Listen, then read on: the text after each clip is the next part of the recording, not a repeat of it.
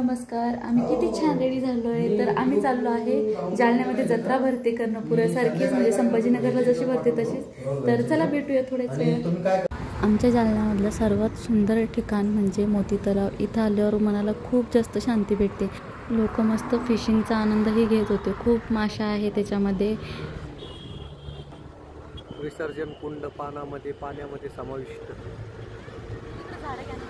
इथे खूप छान विसर्जन कुंड बनवलं होतं गणपती विसर्जनासाठी, पण ते सगळं एकच झालंय, म्हणजे पाणी पूर्ण ओव्हरफ्लो होऊन त्यात छोटा तलाव जो बनवला होता विसर्जन कुंड त्यामध्ये एकच होऊन गेलंय आणि ओव्हरफ्लो झाल्यामुळे ते पाणी रस्त्यावर सोडण्यात आलं। पूर्ण रस्त्यावर पाणीच पाणी झालं होतं। तर तो काही व्हिडिओ घेतला नाही, कारण आम्ही पटकन इकडे येणार होतो। संध्याकाळ होत आली, म्हणजे रात्र होत आली होती, म्हणून आम्हाला लवकर इकडे यायचं होतं। रात्री गर्दी खूप जास्त वाढून जाते। तर खूप छान कर्णपुरासारखीच सेम इकडे पण जत्रा भरली होती। तर पुढे बघाच आम्ही किती शॉपिंग करतो। मी दोघी माहिले की ह्या स्टॉल झालं का तो स्टॉल झाला की तो स्टॉल असं करत होतो, आणि ते दोघं बिचारे आम्हाला फक्त बघत होते आणि आमच्या मागं फिरत होते। ज्वेलरी घेतली आणि निघालो पुढे। यांचे मित्र भेटले, त्यांना बोललो। त्यांची मुलगी नक्षूवरून 1 महिन्याने मोठी आणि 3 नक्षूला बाळ म्हणत होती। सगळे खायचे स्टॉल आता आम्ही सर्च करतोय, आम्हाला काय खायचंय म्हणून डिसाईड करणं चालू आहे। आता आमचं डिसाईड झालं की मला चायनीज खायचं, म्हणजे माझं डिसाईड झालंय। मी मंचुरियन ग्रेव्ही घेतली होती माझ्यासाठी, आणि यांनी दोघांनी पावभाजी घेतली होती, आणि नक्षूला मी स्नॅक्स सोबत घेतलं होतं त्याचं।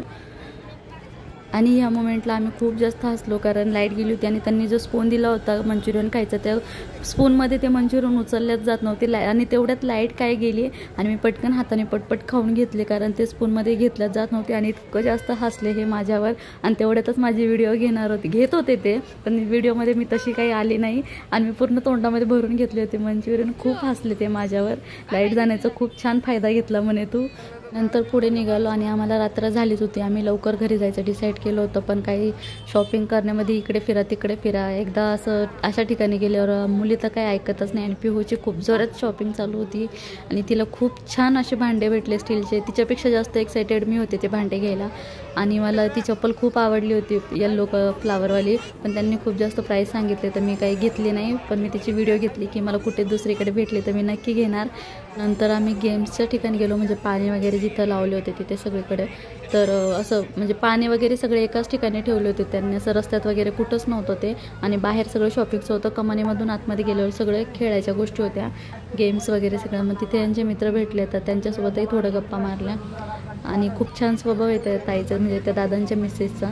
तर त्यांच्यासोबत थोडं गप्पा मारल्यानंतर पिहूला बसवलं पाण्यामध्ये, आणि नक्ष खूप किरकिर करत होतं, कारण तिकडे खूप जास्त आवाज होता। मग आम्हाला लवकर घरी जायचं होतं, पण पिहू काय ऐकत नव्हती, तिला सगळे गेम्स खेळायचे होते। पण आम्ही 1-2च गेम्स खेळवले। आणि मला पाळणा ब्रेक डान्स खूप जास्त आवडतं, पण खूप वर्ष झाले, 5 ते 6 वर्ष झाले मी काही पाळण्यात वगैरे कशातच बसलेली नाही आहे। यांना काही असे गेम्स आवडत नाही, ते नाहीच म्हणतात अजिबात, मग मी एकटी कशी बसू असं होतं।